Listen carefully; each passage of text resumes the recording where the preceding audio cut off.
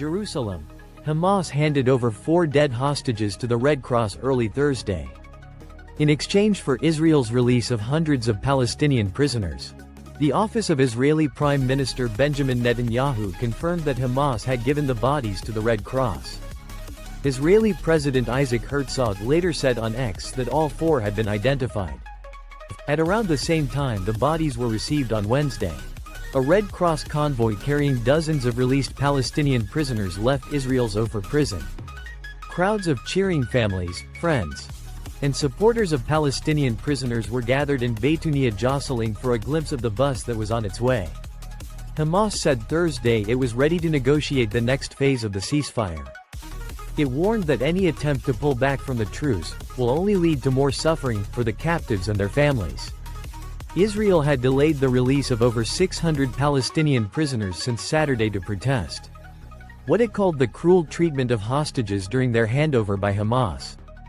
The terrorist group has called the delay a serious violation of the ceasefire and said talks on a second phase aren't possible until the Palestinians are freed. The deadlock had threatened to collapse the ceasefire when the current 6-week first phase of the deal expires on Saturday.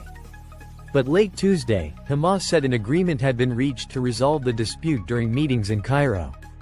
Netanyahu's office had said Wednesday that the release of the bodies would be carried out without a ceremony. Among those leaving Israel early Thursday were hundreds of detainees arrested from Gaza, held on suspicion of militancy after Hamas' October 7, 2023, attack.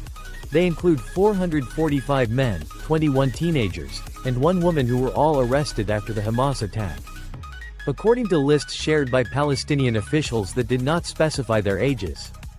Among those released was Nau Barghouti, 67, who spent 45 years in Israeli jails, more than any other Palestinian. He was first arrested in 1978 for killing an Israeli bus driver, but was released in a prisoner exchange in October 2011. He was then re-arrested in 2014 and accused of violating his release terms.